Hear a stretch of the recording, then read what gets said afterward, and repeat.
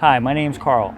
I'm a detail trainer here at Tint World Corporate. And today, I'm gonna show you how to restore headlights and take them from this to this.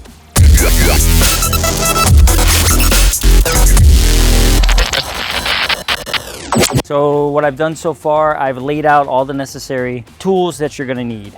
Depending on how bad this process or how bad the headlamps are is gonna depend on which process I use. When it's severely scratched up, hazed, yellowed, cracking, we're gonna have to sand using multiple sanding discs ranging from 800 to 3,000, even 5,000 grit. We have here is an array of foam polishing pads and our Tint World Correction Compound / Polish. So when the headlights aren't that bad and it's just contaminants and light yellowing, I can actually just take the compound and start with a aggressive pad and work my way down to, say, the green one, and it'll do the same job as the sandpaper, just a lot quicker. So right away I see some scuff marks, like they hit something. Just by seeing this, I know I'm gonna have to get multiple sanding discs, you know, different grits, probably 800, 1,000 grit, and then a 3,000 grit to sand this down, make it nice and smooth, take all the yellowing out and these fine scratches. So first thing you want to do is you want to tape it off. Any type of painter's tape, some regular price stuff, doesn't have to be expensive, don't want super cheap, you want it to stick.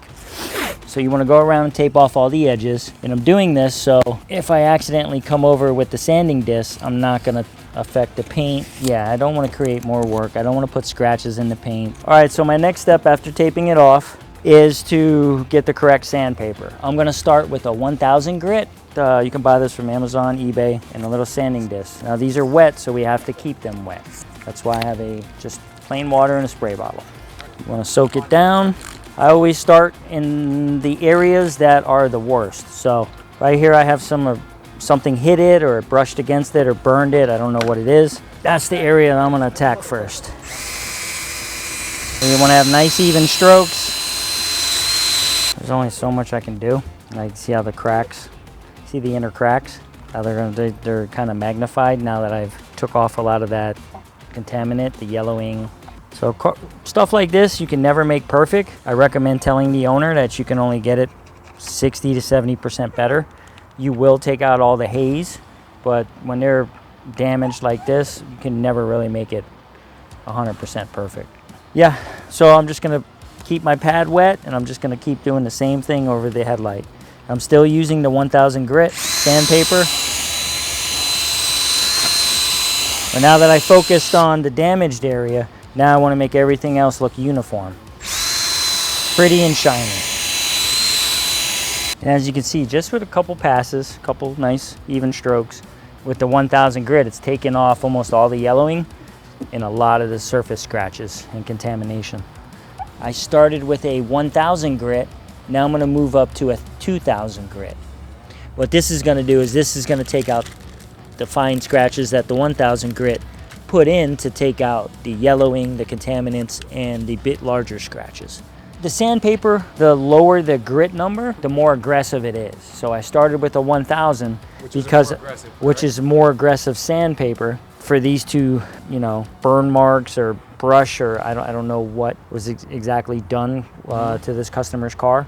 But as soon as I saw this, I knew I would have to go with a kind of aggressive sandpaper, so I went with a 1,000. And I can jump up to a 2,000 pretty easily, and it'll make it look almost brand new at that point, just with light sanding it twice. So it has to get ugly before it's gonna get pretty, right? I use the 1,000 grit sandpaper to take out the heavy scratches, and then I come behind it with the 2,000 grit sandpaper to knock down any of the smaller scratches that the heavier sandpaper put in it. I'm just going to repeat the process. I'm going to focus a little bit on this little burn mark or scuff, and then I'm just going to blend everything else in.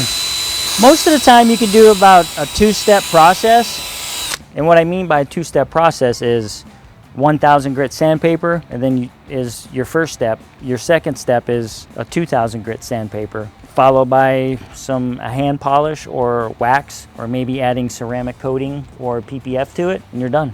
90% of the headlights that are yellowed and have surface cracking, we're going to be able to, I don't know, in 20 minutes have one side completely done and restored to look, I say, at least brand new. And again, I'm just using a drill and a little $30 kit that I bought online.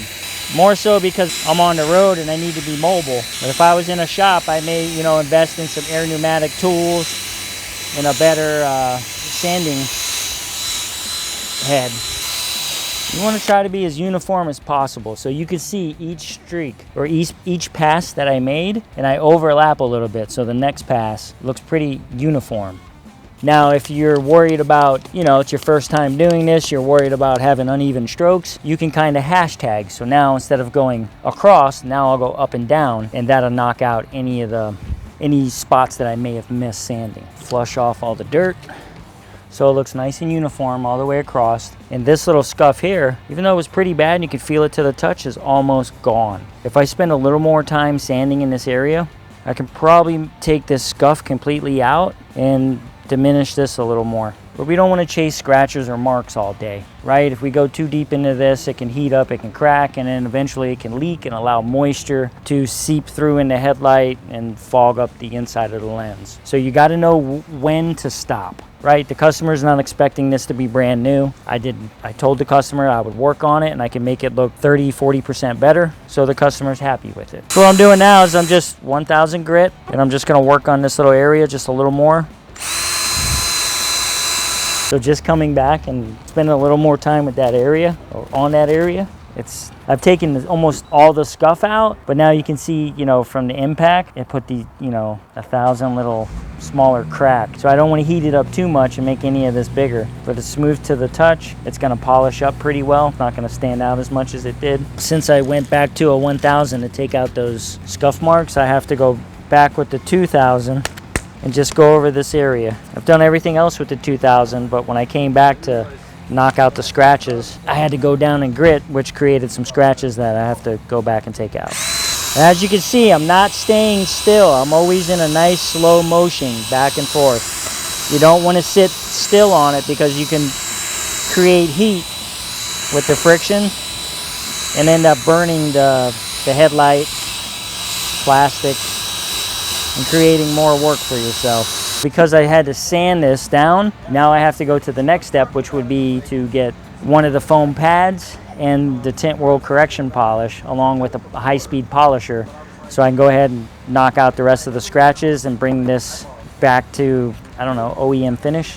I have the attachments that came with the kit that I got online. I got a nice dense pad and I got a nice soft pad. So what I'm going to do is I'm going to use the dense pad with Tint World's correction compound, and I'm going to polish out this little yellow stain that's on here, and then try to polish out these marks. I'm basically going to bring the clarity to it. Don't need a lot, just 3 nice piece size spots. Rub it in the pad. We call that priming the pad. Just make it nice and smooth. This way when I start it up, it's not going to sling all over the place. And again, I'm going to do nice uniform passes, nice and even all the way down, and then I'm going to hashtag up. I'm going to come across in the opposite direction.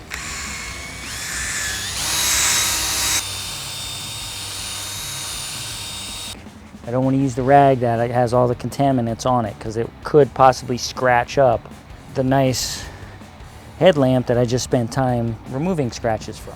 So keep in mind, you have to switch rags. You want clean rags. So as you can see, the clarity's starting to come, starting to get a nice sheen to it. It's really cleaning up now. Now I'm going to go back over it with some more correction polish compound, and this time I'm going to go up and down.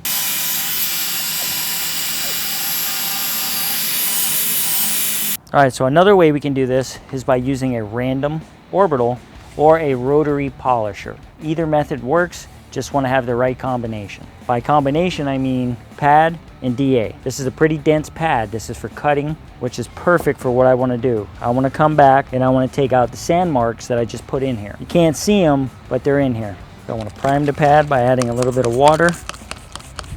I'm going to use Tint World's correction compound, about 4 nice piece-size drops, and then I'm just going to blend it in.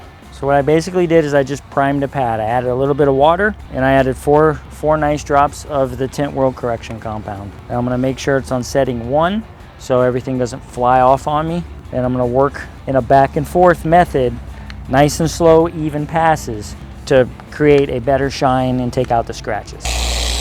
Now when you use a polisher, you always want to make sure that this pad is spinning clockwise. You don't want to have it stop and just rest, because if it's not spinning, it's not working. Like I said, nice even passes, back and forth.